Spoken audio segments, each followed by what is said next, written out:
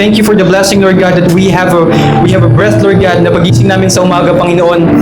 Ikaw ang aming binabanggit, which is Yahweh. We are here, we are safe because of your guidance, Lord God, which is the angels that given us, Lord, in the mighty name of Jesus, Lord God. As we open our Sunday service, Lord God, and to you, Lord God, we give the platform to you, Holy Spirit, and every witches, wizards, and witchcraft, every evils, demons, satanic attacks, and demonic attacks, in Jesus' name, in this place, I rebuke you right now. May this place to be open heaven life, Lord God. Can we all say, in the mighty name of Jesus, to cover everything by blood, in Jesus' mighty name, Amen. At sa mga bagay na aming nagawa na hindi nabigay kaluhuran sa inyo, humihingi po kami ng kapatawaran. At sa oras na ito, binubuksan ko ang aking puso. Inaanyayahan ko kayo pumasok sa buhay. Inaanyahan ko kayo sa aking buhay. Panginoon at tagapagligtas. Aking Panginoon at tagapagligtas ng aking buhay. Simula ngayon, Panginoon, Hinihiling namin ang pagkarian mo. hinihiling namin ang pagharian mo aming buhay. Maraming salamat, Panginoon. Maraming pong salamat, Panginoon. Amen. Isa sa mga testimony kung gaano kabuti ang Panginoon ang ating first timer, ang ating isa sa mga pibakan ng ating Mr. Solomon. Amen. Pinitahan. Amen. Hallelujah. Praise Jesus. Ito ang napakabuti ng Diyos sa ating buhay. Amen. Nakarating ako dito sa bahay ng ating Panginoon. Amen. Maraming salamat unang-una sa Panginoon natin. Hallelujah. Pangalawa po, ay pastor. Amen. Hindi po ako nakarating dito kung hindi ko makulibat po. Ako nagpapasalamat po sa Panginoon natin. Na si pastor po ay ginawa ng sandata Amen. para sa akin. Amen. Ito po pigilan ng paglupa. Hallelujah. Thank you, Jesus. Noong ako po ay pinustahan ng pastor, ito po, pag ako ay lumiligon, ganyan po.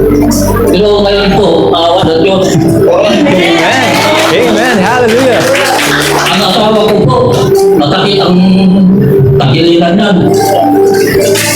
Si pastor po ang ginawa.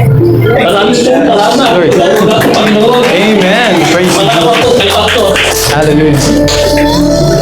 Salamat po. Maraming salamat po. Tatay, ilang years na po na tayo ang gawin? Ilang years na po ba kayo? 4 years. Awa ng Diyos po. Nakapalaali ko na ito. Amen. Glory to Jesus. Amen. That's the power of Lord Jesus. Nagulat ako nung dumating kita sa akong bahay. Ako po lang po. Natiyan-tiyan sa ako. Amen. Nawa siyang tandaan ng ating Panginoong Diyos. Amen. Habang tatagal pa ako. Nawa ang buhay natin. Amen. Amen. Praise Jesus. That's the power of faith when we obey Jesus. Amen. Amen. Power of prayer. Let's give praise to the Lord. Amen. Hallelujah. Gandang umaga po sa inyo lahat. Good morning po. Ako po ay nagpapagto na yung kung nararamdaman ko na itong bayawan ko na hindi ko may galaw. Saka po hindi ko ako makalakad. Awa po ng Diyos nung inimbitahan ako ni Brad sa kanila at hindi ko namin si Pastor. Ako po ay dumalo. Tapos nung po ang pinananginan ni Pastor, dinala ko po siya sa bahay kasi yung asawa ko hindi matayo.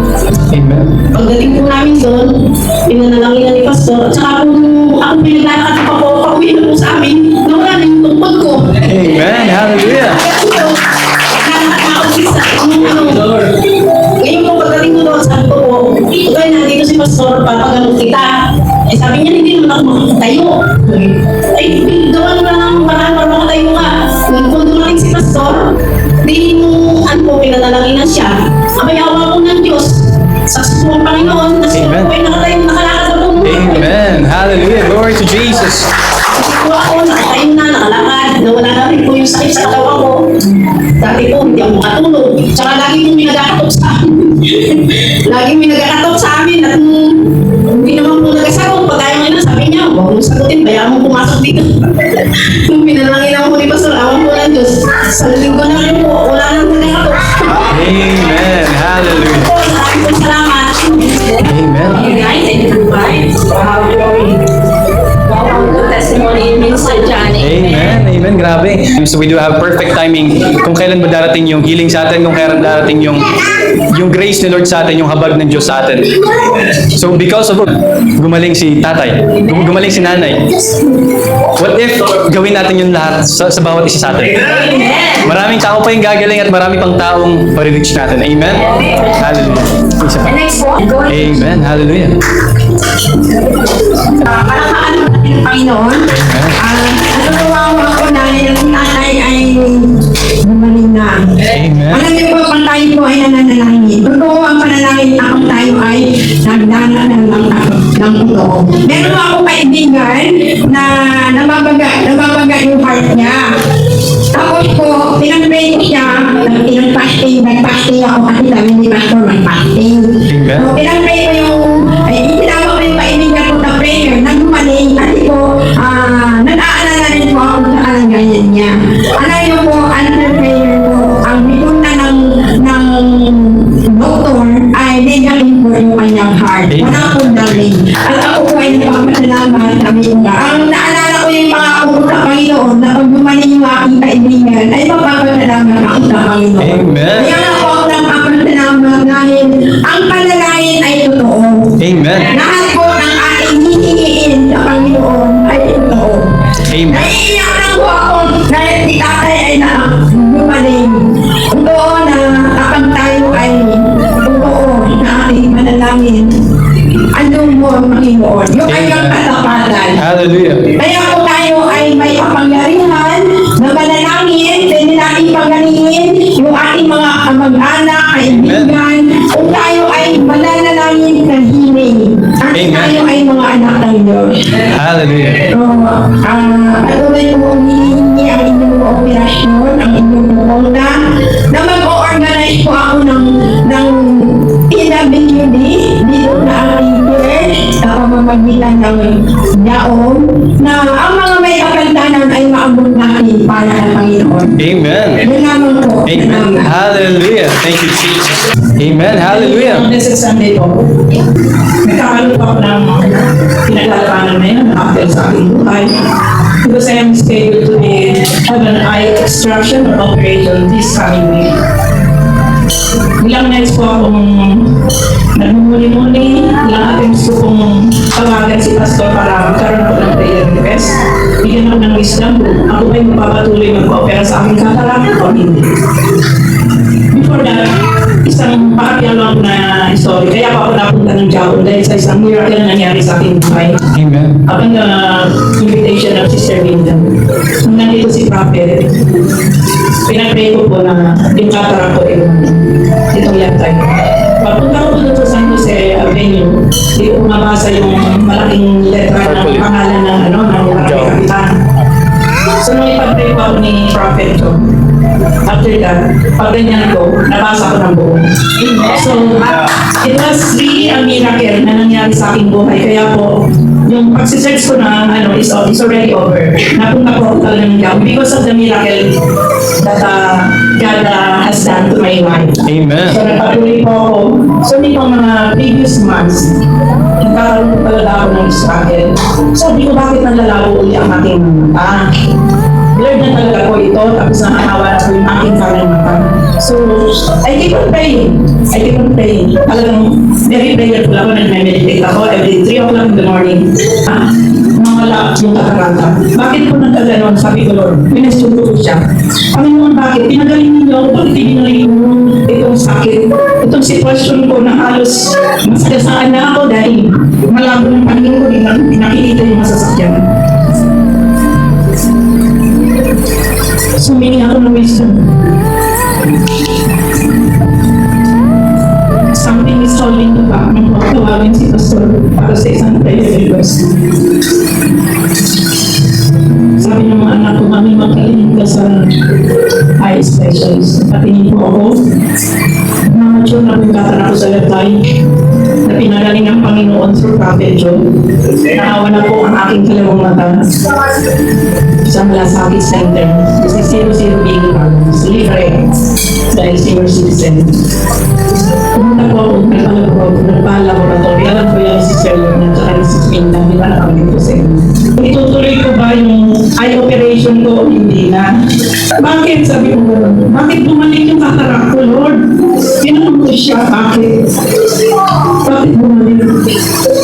Sa napag-isip ko, tingnan niyo sa isip ko na ang mga sinasabi na kapag bumabalik, ang napagaling ng sakit mo, hindi totoo, ako ang nagbigay sa'yo, hindi ako ang nabalik ng iyong paglalaban, kundi ang iyong kaaway. Ano, very prayerful naman ako, Lord. Nag-meditate ako, nag-devotion ako. Ganyan. Pero bakit ganun? Ganun tulong nangyayari sa akin. Ba't pinahintulutan mo? Sinisisi ko talaga siya. Bakit ang pinahintulutan mo? Mali yung katarak ko sa mata. Kaya pinagkaloob mo sa akin. Ang sinagot mo sa akin through my dreams, ang hindi ako, kundi may kaaway, na nakikita niyang malapit ka sa Panginoon, tinatarget ka. Lahat ng sino mang may sakit na napagaling ko, tinatarget ng kaaway. 24/7. Amen. Amen. Pastor, tulungan niyo po akong manalangin. Amen. Nothing is impossible for our Lord God Jesus. Hallelujah, praise the Lord. Sige po, manatili po tayo nakatayo, family. And as we welcome our man of God, let's prepare our hearts to absorb every words of declaration na i-release ng ating man of God. And of course, the words that came from the word and spiritual son of the prophet of this nation. Let's welcome our pastor, our spiritual father here in Palawan. Let's welcome Pastor Jonel Epedia. Talpunan natin ang Diyos sa Lord. Lord Jesus. Hallelujah. Amen. Standing pa. Oh, salamat po. Taas po dalawang kamay natin. Alam nyo, every time na tumataas yung mga kamay natin, lalo na nakaganyan tayo, it's a sign of complete surrender. Amen. Oh, Father God in heaven, we thank you, Lord, that all the testimonies ng iyong mga anak, sealed and protected by your holy precious blood. We thank you, Lord, for the last 6 days that you are so faithful. And every time, oh God, na kami po, Panginoon, nakakaranas ng limitation, this is an opportunity for another level of enlightenment, another level of increase. Truly indeed that my people will destroy for the lack of knowledge. Oh, Father God, we thank you, Lord. We are moving in prophetic. We are apostolic. In the name of Jesus, no one will leave behind. We're continuous to increase and never decrease. We're continuous to moving forward, never backward. What the enemy meant for evil, God will turn it into good.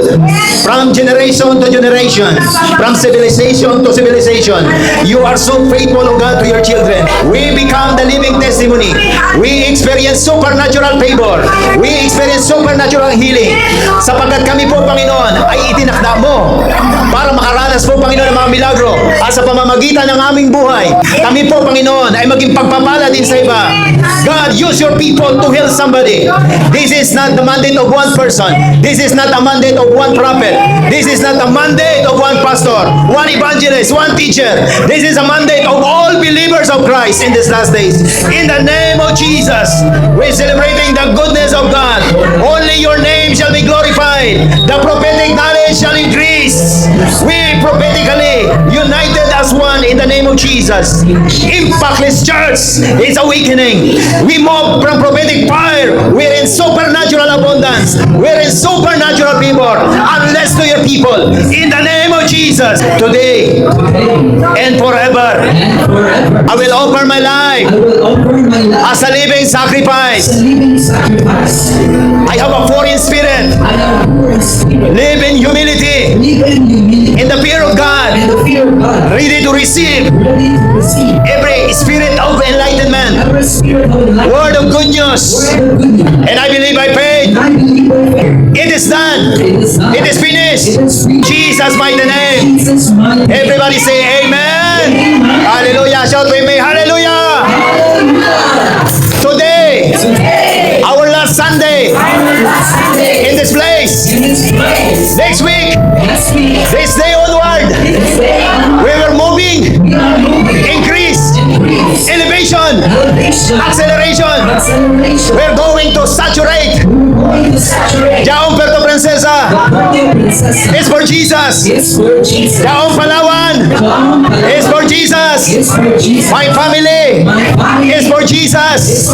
We are going to cross over we are going to cross A new season a new season of good news, of goodness, favor, favor, blessing, blessing. in the name of Jesus. Jesus. And everybody say Amen. Amen. Hallelujah. Palakpakan natin ang Diyos na buhay.